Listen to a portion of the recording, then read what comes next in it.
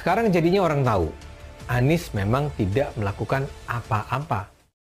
Tribunjakarta.com Kebayoran. Skywalk Kebayoran yang dirancang di era Gubernur Anies Baswedan akhirnya diresmikan penjabat atau PJ Gubernur DKI Jakarta Heru Budi Hartono pada 27 Januari 2023 silam. Usai meresmikan Skywalk tersebut, ex-wali kota Jakarta Utara ini pun langsung berkeliling melihat jembatan penyeberangan orang sepanjang 450 meter itu. Namun, saat Heru dan rombongan hendak berjalan menuju stasiun KRL Kebayoran, Skywalk tersebut mendadak bergoyang. Guncangan pun turut dirasakan oleh para awak media yang meliput kegiatan Heru Budi itu. Goyangannya kenceng banget, seperti mau roboh, ucap Leon Wicak, wartawan wartakotalive.com, Jumat 27 Januari 2023.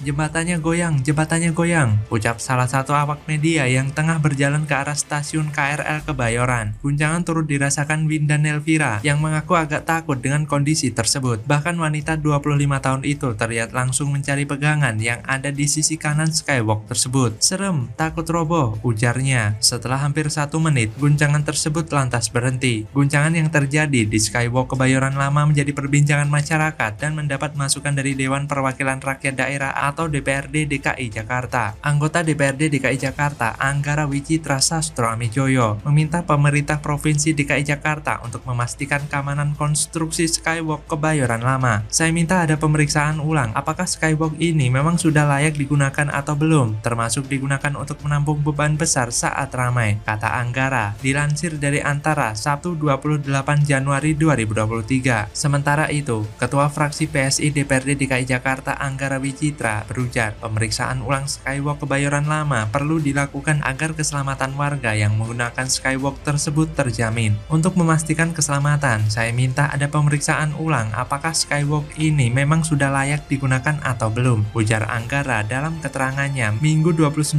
Januari 2023. Nasdem pelindung koruptor? Atau akan sama saja dengan Partai Demokrat yang selama ini dikenal banyak kadernya yang terlibat korupsi? Dulu kita menyaksikan iklan Partai Demokrat yang bombastik dan pede banget katakan tidak, padahal korupsi. Jadi tertawa menghubungkan iklan ini dengan kejadian skandal korupsi yang melibatnya banyak kader Demokrat. Kembali ke Nasdem, jika Joni Plate sudah diperiksa dan terbukti ada pelanggaran, maka hukum akan menetapkannya jadi tersangka kan? Dari saksi jadi tersangka bisa terjadi kan? Tapi ya kita lihat saja perkembangannya. Nasdem memang partai baru, tapi pendirinya adalah orang yang sudah lihai dalam manuver-manuver politik. Bahkan beberapa kadernya bukan lagi orang-orang yang baru terjun di politik, tapi sudah paham bagaimana pentingnya fulus dalam dinamika politik. Nasdem dituduh menjadi pelindung koruptor karena Sudirman Said dengan PD-nya berbicara bahwa pengumuman Anies menjadi bakal capres oleh Nasdem adalah untuk melindungi Anies dari KPK yang akan mengumumkannya jadi tersangka. Wow, ini seperti mengacak-ngacak banyak pihak. Nasdem akan gusar, KPK mungkin kalang kabut, dan Anies mungkin sedang memikirkan kata-kata apa lagi yang akan digunakannya agar kasus ini bisa membuatnya untung. Jadi ini menarik sekali karena Sudirman kan teman baiknya Anies. Atau jangan-jangan istilah dalam politik itu tidak ada teman abadi dan kawan abadi. Apakah ini mulai terjadi pada kubu kadrun?